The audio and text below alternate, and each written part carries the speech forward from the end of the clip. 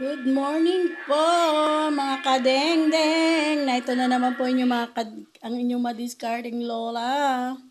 Marami ang sabaw sa kaunting karne. Maglilaga po tayo.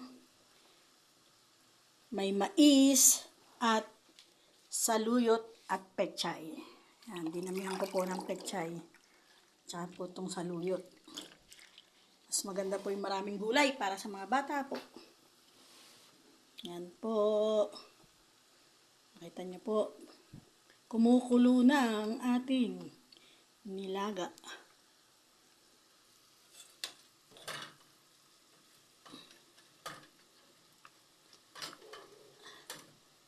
Mahal po ngayon ang karne. Kaya kaunting karne lang. Ang mahalaga may sabaw. Mahalaga ay may sabaw ang mga bata. Yan. At nang masarap-sarap ang kain ng mga bata ngayong tanghalian. Ayaw ko nagugutom aking mga apo, mga kadengdeng. Kaya po kahit konting karning dadamihan ng saluyot. Yan po. At saka pechay. Yan. Pechay.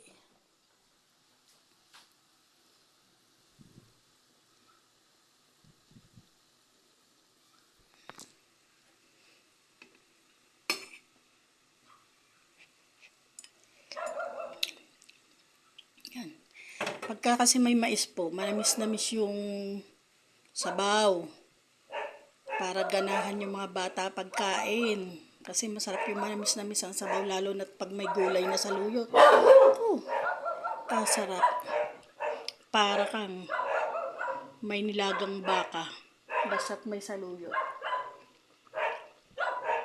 Ganyan lang po ang diskarte sa buhay. Sa mahal ng bilihin ngayon, pag hindi tayo dumiskarte, wala. Gutom ang abot. Kailangan diskartehan natin lahat ng ating lulutuin, lahat ng bagay. Yan.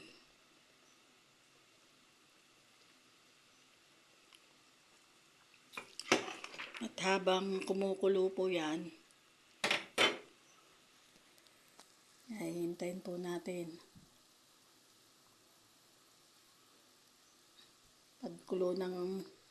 Pagluto na yung karne, saka ko ilalagay yung pechay. Dapat may gabi nga, hindi nakahukay ng gabi.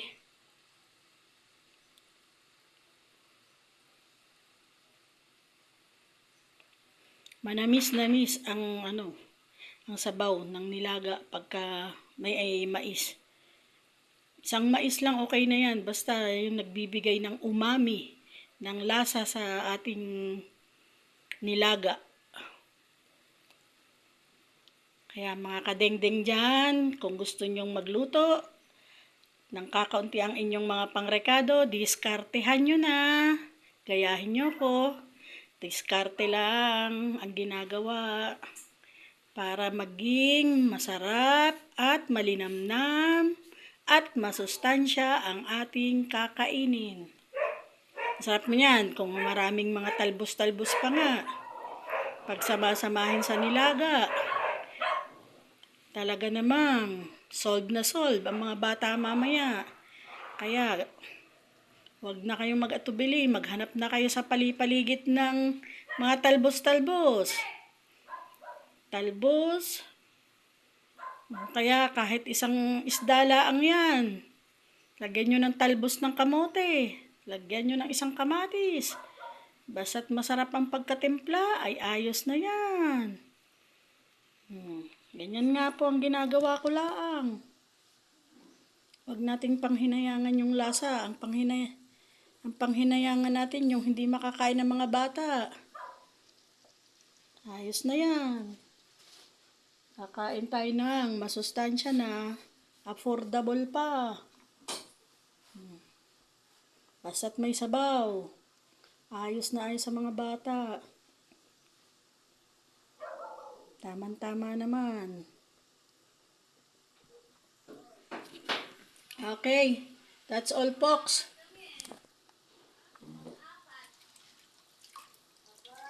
Yan na. Lalagyan na po natin ang ating pechay.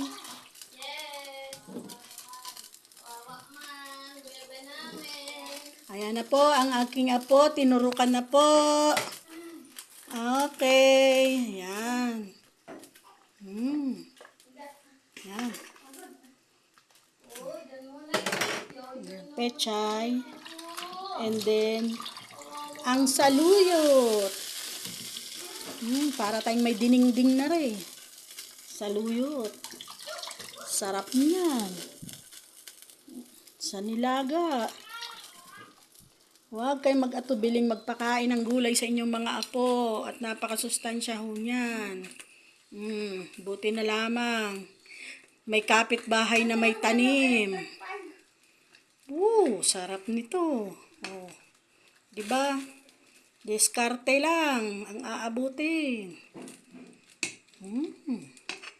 Ayan po. Oh.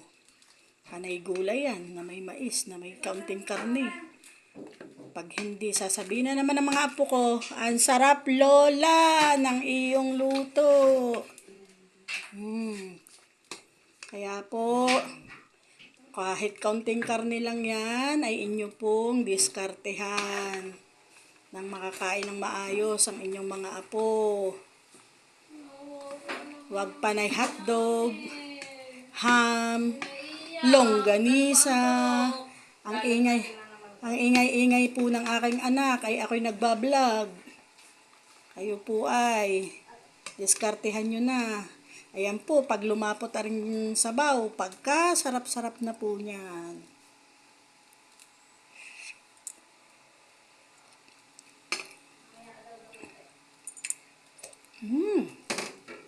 Ang sarap. Yan, kumukulo na po siya. Takpanan po natin siya at hintayin po natin kumulo ng mga 3 minutes. At luto na yung ating nilaga. Salamat mga kadengdeng. Oops!